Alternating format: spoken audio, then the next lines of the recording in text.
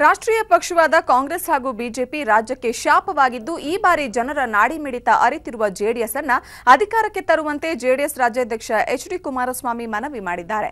ಉತ್ತರ ಕನ್ನಡ ಜಿಲ್ಲೆಯಲ್ಲಿ ಚುನಾವಣಾ ಪ್ರಚಾರ ನಡೆಸಿ ಮಾತನಾಡಿದ ಅವರು, ನಾನು ಮುಖ್ಯಮಂತ್ರಿಯಾಗಿ ಕೇವಲ ವಿಧಾನಸೌಧದಲ್ಲಿ ಕುಳಿತುಕೊಂಡಿಲ್ಲ, ಬದಲಾಗಿ ಗ್ರಾಮ ವಾಸ್ತವ್ಯಗಳ ಮೂಲಕ ಜನರ ಸಮಸ್ಯೆ ಅರಿಯುವ ಪ್ರಯತ್ನ ಮಾಡಿದ್ದೇನೆ ಅಂತ ತಿಳಿಸಿದರು. ಕುಮಟಾದ ಮಣಕಿ ಗ್ರಾಮದ ಮಹಾತ್ಮ ಗಾಂಧಿ ಕ್ರೀಡಾಂಗಣದಲ್ಲಿ ಆಯೋಜಿಸಲಾಗಿದ್ದ ಚುನಾವಣಾ ಪ್ರಚಾರ ಸಭೆಯಲ್ಲಿ ಭಾಗವಹಿಸಿ ಶಾಸಕ ದಿನಕರ್ ಶೆಟ್ಟಿಯವರನ್ನ ಗೆಲ್ಲಿಸುವಂತೆ ಮನವಿ ಮಾಡಿದ್ರು. ನಂತರ ಜಿಲ್ಲೆಯ ದಾಂಡೇಲಿಗೆ ಆಗಮಿಸಿ ಜೆಡಿಎಸ್ ಅಭ್ಯರ್ಥಿ ಸುನಿಲ್ ಹೆಗ್ಡೆ ಪರ ಪ್ರಚಾರ ನಡೆಸಿದ್ರು. ಇವತ್ತು ನೀರಾವರಿ ಯೋಜನೆಗಳಿಗೆ ಸುಮಾರು 65,000 ಕೋಟಿ ರೂಪಾಯಿಗಳ ವೆಚ್ಚದ ನೀರಾವರಿ ಯೋಜನೆಗಳಿಗೆ ಕಾಯಕಲ್ಪವನ್ನು ಮಾಡಲಿಕ್ಕೆ ಈಗಾಗಲೇ ಅದರ ಬಗ್ಗೆಯೂ ಒಂದು ಸಿದ್ಧತೆಗಳನ್ನು ಮಾಡಿದ್ದೇವೆ. ಇದೆಲ್ಲದಕ್ಕಿಂತ ಪ್ರಮುಖವಾಗಿ ಸಾಮಾಜಿಕ ಭದ್ರತೆಯ ಕಾರ್ಯಕ್ರಮಗಳು.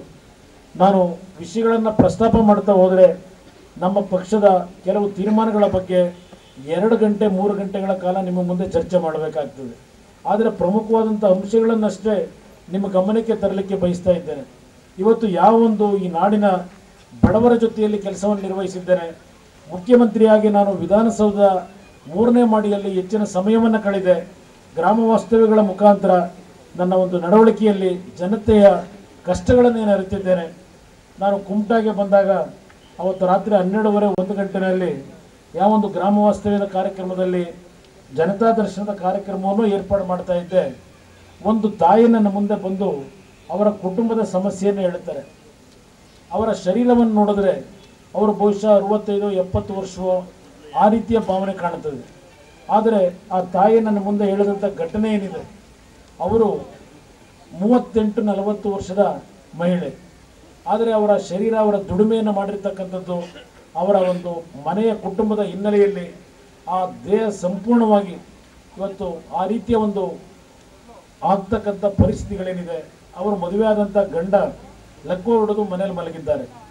ಅವರ ಮಗನಿಗೆ ಮತ್ತಿನ್ನೇನೋ ಕಾಯಿಲೆ. ಆ ತಾಯಿ ಪ್ರತಿನಿತ್ಯ ಮದುವೆ ಮನೆಗಳಿಗೆ ಯಾರೋ ಅಡುಗೆಯನ್ನು ಮಾಡ್ತಕ್ಕಂಥವ್ರು ಹೋಗ್ತಾರೆ, ಕಾಂಟ್ರಾಕ್ಟ್ ತೆಗೆದುಕೊಂಡು ಅವ್ರ ಜೊತೆಯಲ್ಲಿ ಹೋಗಿ ಆ ತರಕಾರಿಯನ್ನು ಕೊಯ್ದು ಅಲ್ಲಿ ಆ ಮದುವೆ ಮನೆಯಲ್ಲಿ ಅಡುಗೆ ಮಾಡ್ತಕ್ಕಂಥ ಕೆಲಸಕ್ಕೆ ಹೋಗ್ತಾರೆ. ಅವರ ಪರಿಸ್ಥಿತಿಯನ್ನು ನನ್ನ ಮುಂದೆ ಹೇಳಿದಾಗ ಇವತ್ತು ಒಂದು ಸರ್ಕಾರ ನಡೆಸ್ತಕ್ಕಂಥ ಒಬ್ಬ ಮುಖ್ಯಮಂತ್ರಿಯ ಜವಾಬ್ದಾರಿ ಯಾವುದೋ ಒಂದು ದೊಡ್ಡ ರಸ್ತೆಗಳನ್ನು ಮಾಡೋದು, ಯಾವುದೋ ಒಂದು ದೊಡ್ಡ ಕಟ್ಟಡ ಕಟ್ಟಿ ಇನಾಗ್ರೇಟ್ ಮಾಡೋದು, ಇದೆಲ್ಲ ಪ್ರಮುಖವಾದಂಥ ಕಾರ್ಯಕ್ರಮಗಳು. ಈ ನಾಡಿನಲ್ಲಿರ್ತಕ್ಕಂಥ ಪ್ರತಿಯೊಂದು ಬಡ ಕುಟುಂಬದ ಅವರ ಪ್ರತಿನಿತ್ಯದ ದೈನಂದಿನ ಚಟುವಟಿಕೆಯಲ್ಲಿ ಅವರ ಕುಟುಂಬದಲ್ಲಿ ಯಾವ ರೀತಿಯ ಜೀವನವನ್ನು ಮಾಡ್ತಾ ಇದ್ದಾರೆ, ಆ ಕುಟುಂಬಗಳಿಗೆ ಯಾವ ಕಾರ್ಯಕ್ರಮ ಕೊಡಬೇಕು, ಇದು ಒಬ್ಬ ಮುಖ್ಯಮಂತ್ರಿಯ ಕರ್ತವ್ಯ ಅನ್ನೋದನ್ನು ನಾನು ತಿಳ್ಕೊಂಡಿರ್ತಕ್ಕಂಥ ಒಂದು ಅನುಭವಗಳ ಆಧಾರದ ಮೇಲೆ ನಾನು ಆ ಒಂದು ಮಾಸಾಶನವನ್ನು ಒಂದು ಕಾರ್ಯಕ್ರಮ ಏನಿತ್ತು, ಅದು ದಿವಂಗತ ರಾಮಕೃಷ್ಣ ಹೆಗಡೆ ಅವರು ಮುಖ್ಯಮಂತ್ರಿಗಳಿದ್ದಾಗ ಈ ನಾಡಿನಲ್ಲಿ ಮೊದಲನೇ ಬಾರಿಗೆ ಕಾಂಗ್ರೆಸ್ ಇದ್ದ ಸರ್ಕಾರ 1983ನೇ ಇಸ್ವಿನಲ್ಲಿ ಬಂದಂಥ ಒಂದು ಸಂದರ್ಭದಲ್ಲಿ ಈ ನಾಡಿನಲ್ಲಿ ಅಭಿವೃದ್ಧಿ ಅಂತಕ್ಕಂಥ ಕಾರ್ಯಕ್ರಮಗಳು ಪ್ರಾರಂಭ ಆಗಿದ್ದು.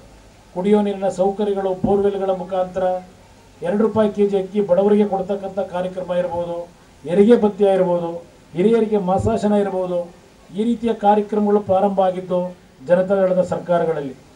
ಅವತ್ತು 120 ರೂಪಾಯಿ ಇದ್ದಂಥ ಮಾಸಾಶನವನ್ನು, ವೃದ್ಧಾಪ್ಯ ವೇತನ ಮತ್ತು ವಿಧವಾ ವೇತನವನ್ನು 400 ರೂಪಾಯಿಗೆ ಕೊಡ್ತಕ್ಕಂಥ ಒಂದು ತೀರ್ಮಾನವನ್ನು, ಈ ಬಡತನ ಅಂತಕ್ಕಂಥದ್ದನ್ನು ನೋಡಿ ಅಂಗವಿಕಲರನ್ನು ಒಳಗೊಂಡಂತೆ 400 ರೂಪಾಯಿ ಕೊಡ್ತಕ್ಕಂಥ ಒಂದು ಯೋಜನೆಯನ್ನು ನಾವು ಪ್ರಾರಂಭ ಮಾಡೋದು.